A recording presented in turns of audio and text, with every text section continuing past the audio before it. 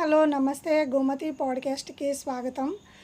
చాలామంది పేరెంట్స్లో వాళ్ళ ఫాదర్ ఏం చేస్తూ ఉంటాడంటే పిల్లలతో చక్కగా కమ్యూనికేషన్ లేకుండా చాలా స్ట్రిక్ట్గా బిహేవ్ చేస్తుంటాడనమాట. కానీ అది తప్పని నేను చెప్తాను. ఎందుకు అని అంటే పిల్లలతో ఒక 10 ఇయర్స్ వరకే అలా స్ట్రిక్ట్గా బిహేవ్ చేయాలన్నమాట.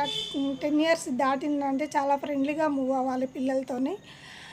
ఎందుకు అనంటే ఈ పేరెంట్స్తో వాళ్ళకు కమ్యూనికేషన్ లేకపోవడం వల్ల బయట లవర్స్తో వాళ్ళతో వీళ్ళతో ఏదన్నా గ్యాప్ వచ్చినప్పుడు ఏమవుతుందంటే లోన్లీగా ఫీల్ అవుతుంటారు. లోన్లీగా ఫీల్ అయ్యి ఏం చేస్తారంటే సూసైడ్ అటెంప్ట్ చేస్తూ ఉంటారు అనమాట.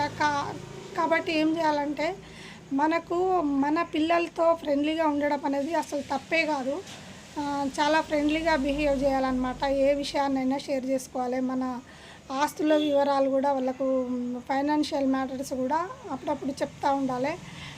కష్టాన్ని కూడా మనము వాళ్ళకి నాలాగా నా పిల్లలు కష్టపడొద్దు అనే ధోరణి నుంచి మనం బయటకు తప్పుకోవాలన్నమాట. వాళ్ళు కూడా కష్టపడేలాగా మనం పెంచాలన్నమాట. ఎందుకు అని అంటే కష్టం అనేది తెలియకుంటే చాలా సెన్సిటివ్గా ఉంటుందన్నమాట బ్రెయిన్. కాబట్టి కష్టాన్ని కూడా వాళ్ళకు తెలియపరచాలి. సేమ్ టైము ఫ్రెండ్లీగా కూడా ఉండాలన్నమాట. Thank you for watching.